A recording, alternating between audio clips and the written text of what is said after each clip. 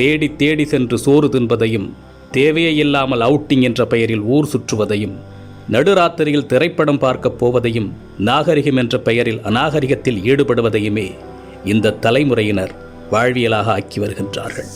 உணவு திருவிழா என்று அறிவித்தால் காசையும் கொடுத்துவிட்டு தட்டை ஏந்தி கொண்டு யாசகம் கேட்பது போல் வரிசையில் நிற்கின்றது சமூகம். ஒரு நடிகன் தன்னுடைய வருமானத்தை பெருக்கிக் கொள்ள நள்ளிரவு காட்சிகளை வைக்கின்றார். அறிவை இழந்து குடும்பத்தோடு சென்று கூட்ட நெரிசல் சிக்கி இறந்து போகின்றார்கள்.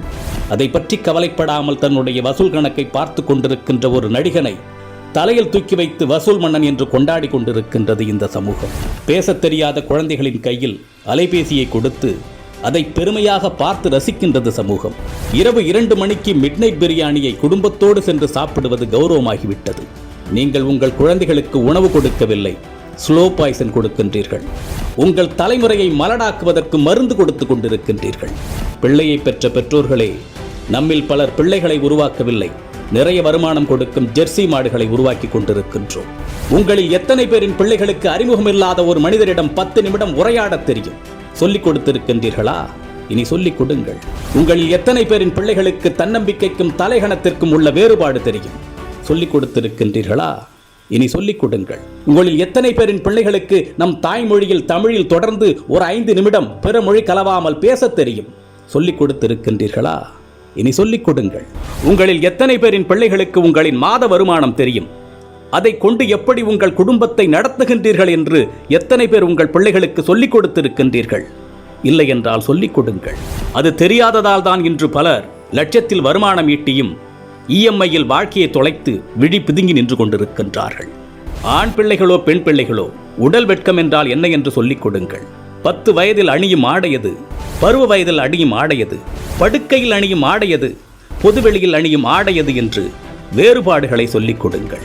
நம்மில் பல பேரின் பிள்ளைகளுக்கு ஐபோனின் விலை தெரியும், வந்த திரைப்படத்தின் வசூல், வரப்போகும் திரைப்படத்தின் புள்ளி விவரங்கள் எல்லாமே தெரியும். ஆனால் அன்றாடம் நாம் உண்ணக்கூடிய அரிசியின் விலை தெரியுமா? காய்கறிகளின் நிலவரம் தெரியுமா? நம் பிள்ளைகளில் பலருக்கு பில்கேட்ஸை தெரியும், எலான் மஸ்கை தெரியும். ஆனால் நம் மொழிக்காக, இனத்தின் வளர்ச்சிக்காக இன்னுயிர் துறந்த தியாக வரலாறுகளை பற்றி தெரியுமா? இன்னும் சொல்வதானால் உங்களில் எத்தனை பேர் அவர்களை நினைத்து பார்க்கின்றீர்கள்? நம் மண்ணின் தியாக வரலாறுகளை நம் பிள்ளைகளுக்கு சொல்லிக் கொடுங்கள். எப்பொழுதுமே உறவுகளை எதிரிகளாக மட்டுமே கட்டமைத்து அவர்களின் மூளைகளில் ஏற்றிவிடாதீர்கள். உறவுகளை ஒதுக்கத் தொடங்குங்கள் என்று அவர்களுக்கு நீங்கள் சொல்லிக் கொடுத்து விட்டால், அவர்கள் வளர்ந்து விட்ட பிறகு அவர்கள் ஒதுக்குகின்ற முதலாவது நபர் நீங்களாக தான் இருப்பீர்கள். வாழ்க்கை என்பது வெறும் கேளிக்கையும் வேடிக்கையும் பணம் ஈட்டுவதும் ஆடம்பரமும் மட்டுமல்ல, அது மன நிறைவாக வாழ்வது.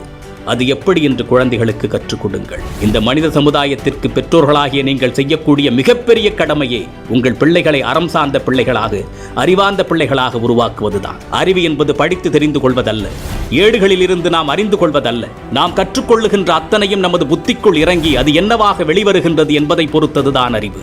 சிந்திக்க தூண்டுவது அறிவு. தன்னுள் எழும் கேள்விகளுக்கு தானே விடை காண்பதுதான் அறிவு. அப்படிப்பட்ட அறிவை உங்கள் பிள்ளைகளுக்கு வழங்குங்கள்.